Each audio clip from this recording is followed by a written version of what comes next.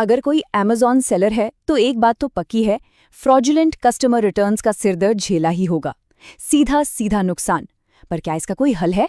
जी हाँ, बिल्कुल है। आज हम Amazon के सेफ्टी क्लेम को ही समझने वाले हैं। ये वो टूल है जो सेलर्स को ऐसे नुकसान से बचाने के लिए बनाया गया है। तो आज हम क्या क्या देखने वाले हैं? सबसे पहले सेलर्स की असल समस्या, फिर समझेंगे कि ये सेफ्टी क्लेम आखिर है क्या और इसे फाइल कैसे करना है। उसके बाद सबसे जरूरी हिस्सा, सही रीजन कैसे चुनें, और आखिर में कौन से सबूत चाहिए और डेडलाइंस क्या हैं, सब कुछ कवर करेंगे। तो चलिए शुरू करते हैं पहली और सबसे बड़ी चुनौती से, वो समस्या जिसका सामना लगभग हर सेलर करता है।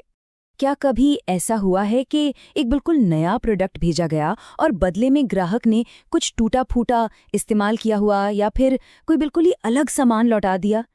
या हो सकता है कि सिर्फ एक खाली डिब्बा ही वापस आ गया हो?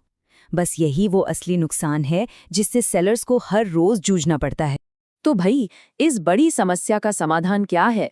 यहीं पर Amazon का सेफ्टी क्लेम काम आता है। सीधे शब्दों में कहें तो सेफ्टी क्लेम Amazon का एक सेलर प्रोटेक्शन प्रोग्राम है। मतलब जब कोई कस्टमर खराब, यूज्ड या गलत आइटम लौटाता है या फिर कुछ भी नहीं लौटाता, तो सेलर्स इस प्रोसेस के जरिए अपने पैसे वापस ले सकते हैं।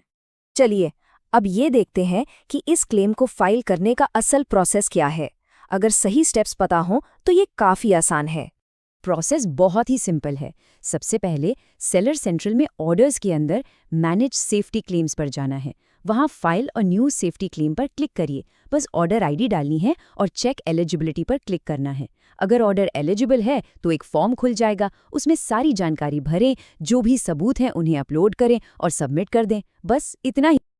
अच्छा, अब आते हैं सबसे ज़रूरी हिस्से पर, क्लेम के लिए सही रीज़न चुनना। ज़्यादातर क्लेम्स यहीं पर पास या फेल होते हैं, तो ये समझना बहुत ज़रूरी है कि अपनी सिचुएशन के हिसाब से सही रीज़न कोड कौन सा है।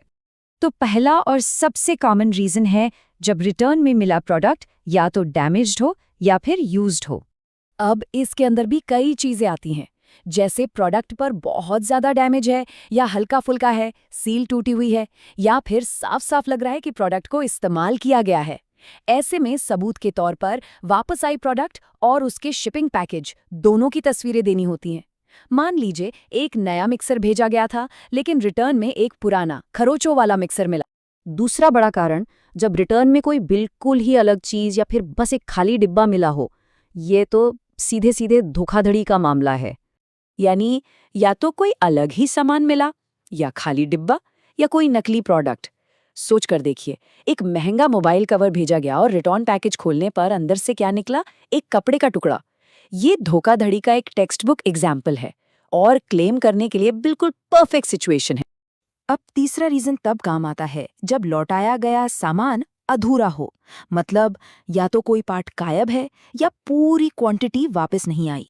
जैसे कि प्रोडक्ट के साथ आने वाली एक्सेसरीज नहीं है या फिर मेन आइटम ही नहीं है। इसका एक सीधा सा उदाहरण है, किसी प्रोडक्ट की 2 यूनिट्स भेजी गई, लेकिन कस्टमर ने रिटर्न में सिर्फ 1 यूनिट ही भेजी। इस केस में भी क्लेम फाइल किया जा सकता है। और चौथा मेन रीजन है जब कस्टमर को रिफंड तो मिल गया, लेकिन प्रोडक्ट कभी वापस आया ही नहीं। ऐसा तब होता है जब कस्टमर को पैसे तो वापस मिल गए, पर रिटर्न पैकेज कभी सेलर के पास पहुंचा ही नहीं। एक और सिचुएशन भी हो सकती है, किसी ने रिप्लेसमेंट तो ले लिया, पर जो पुराना वाला प्रोडक्ट था उसे कभी वापस ही नहीं भेजा। ये भी अपने नुकसान की भरपाई के लिए एक वैलिड रीजन है। चलिए, अब कुछ बहुत ज़रूरी नियमों की बात करते हैं जो किसी भी क्लेम को बना या बिगाड़ सकते हैं। ये हैं सबूत और डेडलाइंस। ये बहुत ज़रूरी है, इसे ध्यान से समझिए। ज़्यादातर केसेस में जैसे ही रिटर्न का स्टेटस रिटर्न टू सेलर होता है, क्लेम फाइल करने के लिए सिर्फ 15 दिन का वक्त मिलता है। अगर ये डेडलाइन निकल गई तो फिर कुछ नहीं हो सकता। लेकिन अगर रिटर्न पैकेज कभी मिला ही नहीं तो नियम थोड़ा अलग है। सबसे पहले पेमेंट्स डैशबोर्ड में जाकर ये चेक करना होता है कि कहीं Amazon ने खुद ही पैसे तो नहीं लौटा दिए। अगर नहीं, तो क्लेम फाइल करने के लिए 50 से 75 दिनों की विंडो मिलती है। अब बात करते हैं सबसे मजबूत सबूत की जो दिया जा सकता है, एक अनबॉक्सिंग वीडियो। एक आदत बना लीजिए, हर रिटर्न पैकेज को खोलते समय एक वीडियो रिकॉर्ड करना है। वीडियो में शिपिंग लेबल साफ दिखना चाहिए, पैकेज को चारों तरफ से दिखाना है और फिर अंदर से क्या निकला वो भी दिखाना है। ये एक छोटा सा स्टेप क्लेम के अप्रूव होने के चांसेस को कई गुना बढ़ा देता है। और हाँ, एक बात और याद रखनी है, अगर क्लेम रिजॉल्व हो जाता है, मतलब रिजेक्ट हो जाता है, तो अपील करने के लिए सिर्फ 5 बिजनेस डेज मिलते हैं। ठीक है, तो अब तक हमने जो भी बात की उसे एक बार जल्दी से समराइज कर लेते हैं। ये टेबल देखिए, सब कुछ एकदम साफ हो जाएगा। यूज्ड या डैमेज सामान मिला, हाँ, क्लेम करिए। अलग सामान या खाली डिब्बा मिला, बिल्कुल क्लेम करिए।